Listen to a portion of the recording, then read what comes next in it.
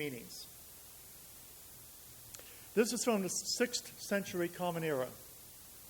In the Zen tradition, at least in this country now, there are the patriarchs who were the founders and then successors of the Buddha over millennia, and the matriarchs, two different lineages of women and men who have transmitted the teachings of the Buddha to the present day.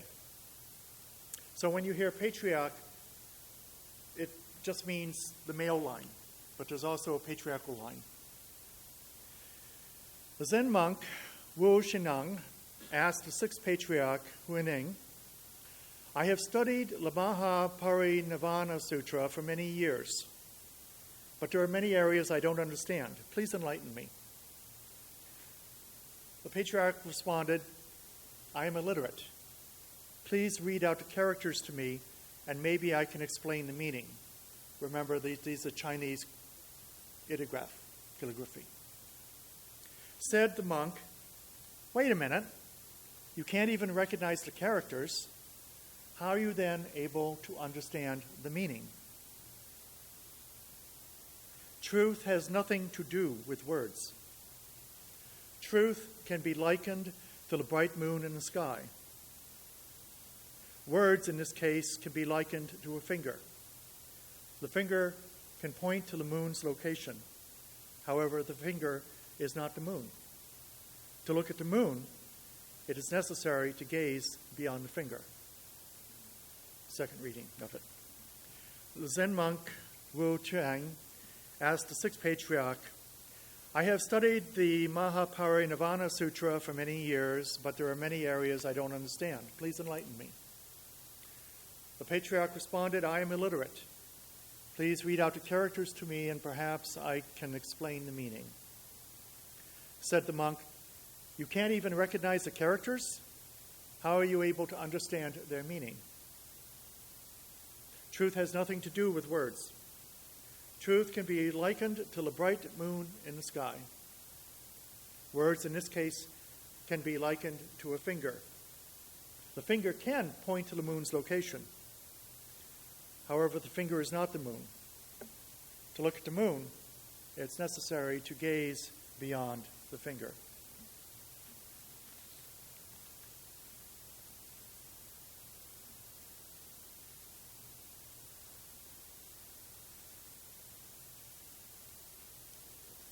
Well, again, welcome to you again. Lovely to see you and your daughter. Thank you, everybody, for being here on this end of spring, beginning of summer. Monica, thank you.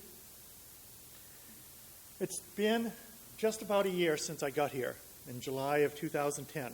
Seems like a long time ago. Such a lot has happened in the life of this community as well as in my life. I came here just over a year ago on June 3rd, a Thursday, to meet many of you in the social hall. Were any of you there? Raise your hands if you were there. Okay. And in succession, I had to look for a nice home, and there was major packing on my part in central Washington State. That's my New England accent. A move with my cats across country, no mean feat. And then settling in with as fine a group of people as I've met in a long time. The church year began in earnest with lots of people to meet, names to try to remember, meetings to attend with 3 calendars in hand, boxes at home to unpack, and a remarkable congregational story to learn. And what a great story you've shared. I'd never lived in the South before, so I wasn't quite sure what might happen here. You have, without exception, been warm in heart, generous in spirit, and passionate in your feelings. It has been a thorough delight, and I look forward to the second year together. But this morning, as I promised last Sunday, I want to talk a little bit about your congregational story and how it might be renewed. Renewed? Why renewed? Well, to renew a story can mean 2 things. One is to mend it or to revitalize it. And I think there's a combination of both here. Now, some of your story is contained in the recently published Helen Bishop report that hopefully most of you have received by now, because you will have received it electronically or in a few cases snail mail or picked it up at the office. If you haven't received it, please let me know and I'll make sure you get it. The board and I, at my request, had hired Dr. Bishop to look at how this community has done well and maybe done less than perfectly in the last few years. She was asked to also give us ways to plan for future renewed vitality and direction. Now, Dr. Bishop is noted for her straightforward approach. This consultation was no exception. Her report has generated much conversation and some measure of discomfort. That's entirely to be expected, and it is perfect, because that's exactly what a good consultation is meant to do. I have here a copy of her report. It's really two reports in one. Here's the first part. The first part is the historical story, from the founding to the present. The second half of the report is the recommendations. Those are guidelines to future chapters that you and I and my successor will put together and create and write. My sense so far is that the main discomfort, interestingly enough, is with the history. That's normal. Let me chat about that a bit. I've heard it said about the first half of the report that it was somewhat inaccurate, that things didn't really happen that way. Individuals were named or left out. In my opinion, that's all true. After all, contrary to public opinion, Dr. Bishop is only human. She had a limited time to meet with about half of the congregation, read completed questionnaires, read through reams of paperwork, such as board minutes, reports, letters, annual reports, and newsletters, just to name a few. The story which she was able to read and hear could only be a partial story. And when you think about it, a story by its nature is only partial truth.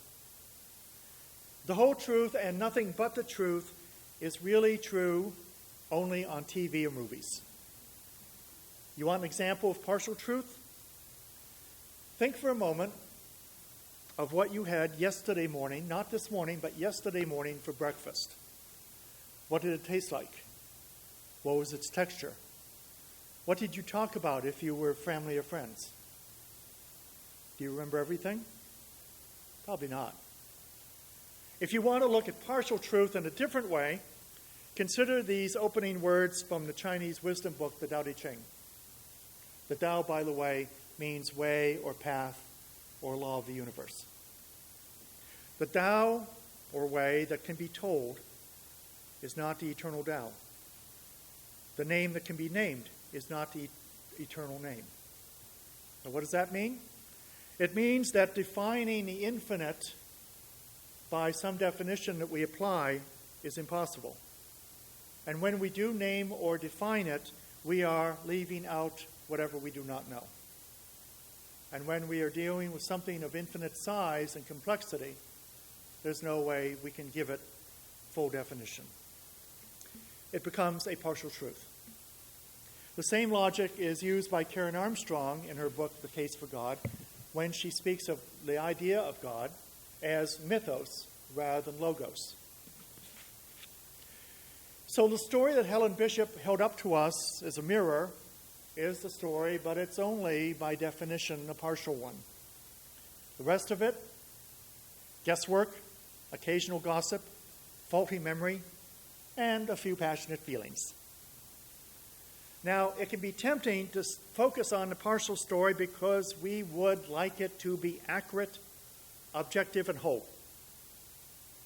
In fact, we really do like hearing our stories, and we'll share them when we can, but we do get upset, and rightfully so, if they are not accurate or if important information seems to be left out.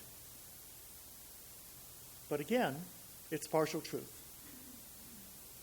The wisdom of the Zen story of the finger and the moon is a valuable lesson. He said, truth has nothing to do with words. Truth can be likened to the bright moon in the sky, and words in this case can be likened to a finger pointing to the moon. The finger can point to the moon's location, but it's not the moon. To look at the moon, it's necessary to gaze beyond the finger. So, that metaphor is no doubt very simple and clear to all of you. The first historical report by Helen Bishop is a finger pointing us in a general direction of the moon of awakening, awareness of truth. And, the recommendations could be the moon, but really, they're not either. And I'll say a few words about that later for conversation. Your story is like that finger pointing to the moon. Many stories come out of it. They're all partial. And as I told you before, the first or second service I did here, and I think there were some depressed faces here when I said it, you're normal. It happens. And a circumstance like this, with the 50 or more years of history you have, with occasional bumpiness, but really not very much, is pretty tame. I'll give you a couple examples of where it gets more exciting. I have been a part of the Zen community of Oregon for many years.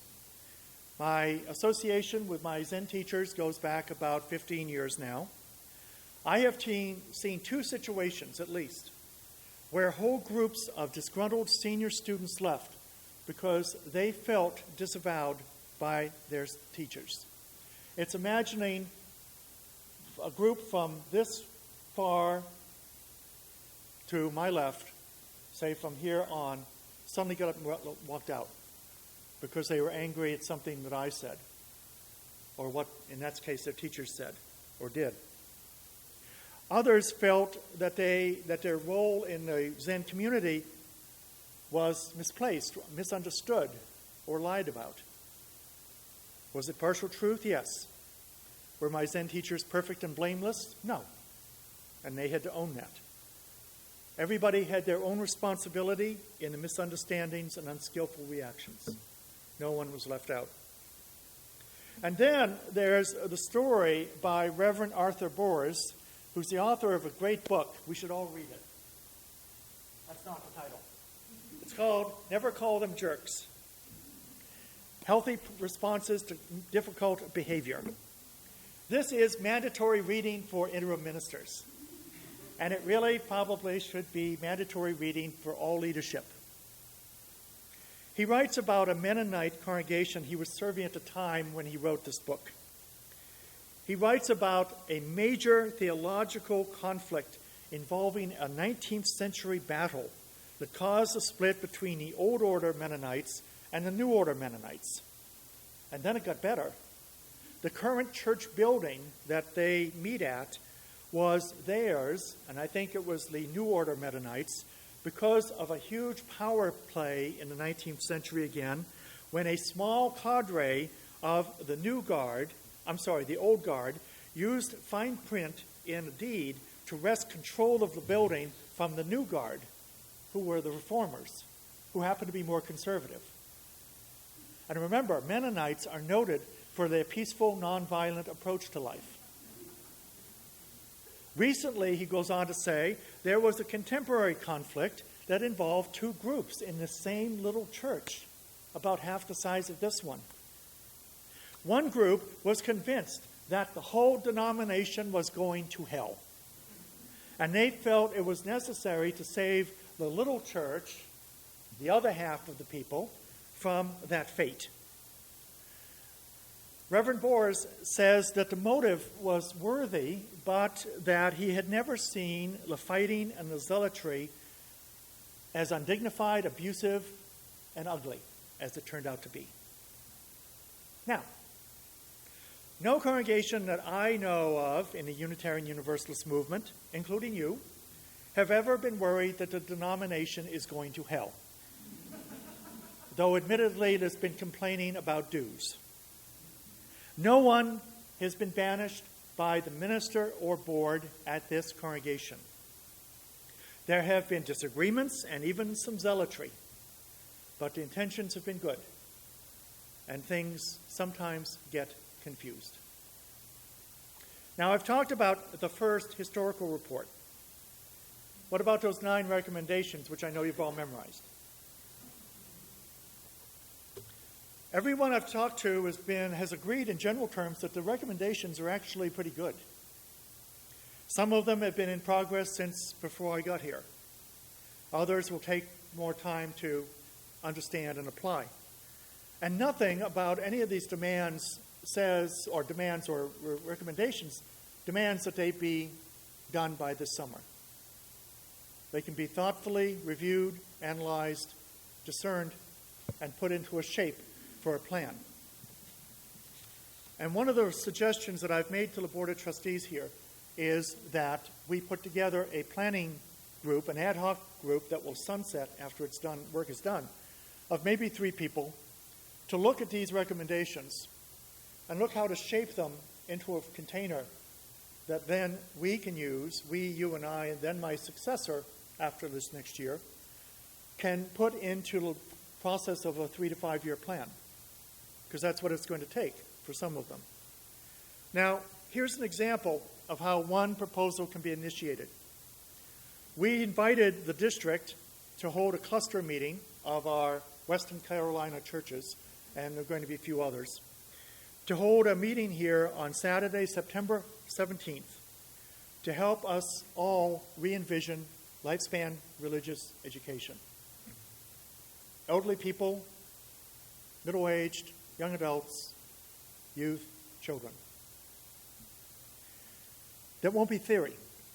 It'll be practical, down-to-earth, creative brainstorming, and to how to make a religious education program that is sustainable, useful, user-friendly, will not burn volunteers out, use staff time in the best ways possible, and probably be very outside the box of what you may have done in the past.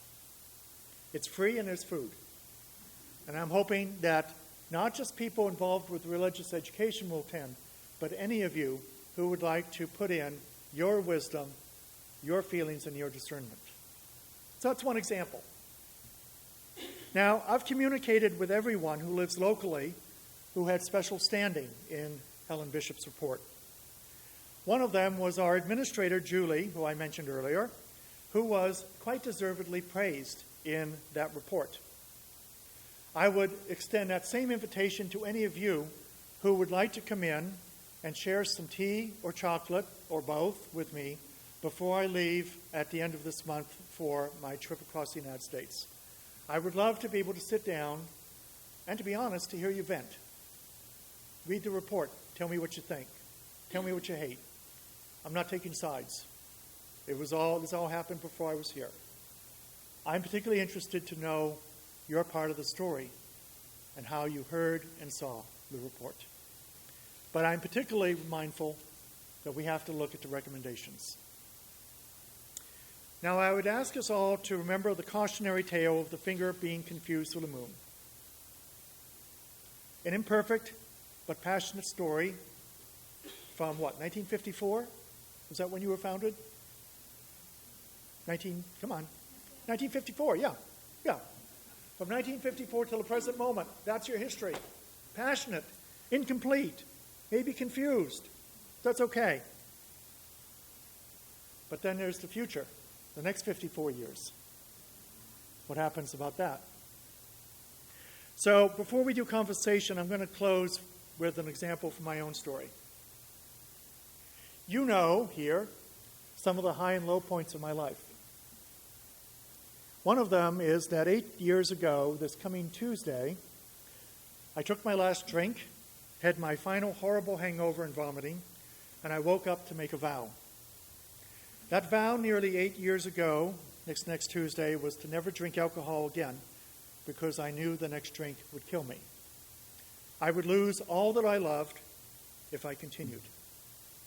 It was and remains an important day in my story. However, I do not need to obsess about it or share the stories of the days and blackouts before that happened. One of my continuing concerns with the traditional Alcoholics Anonymous approach is that there's a fixation on the past.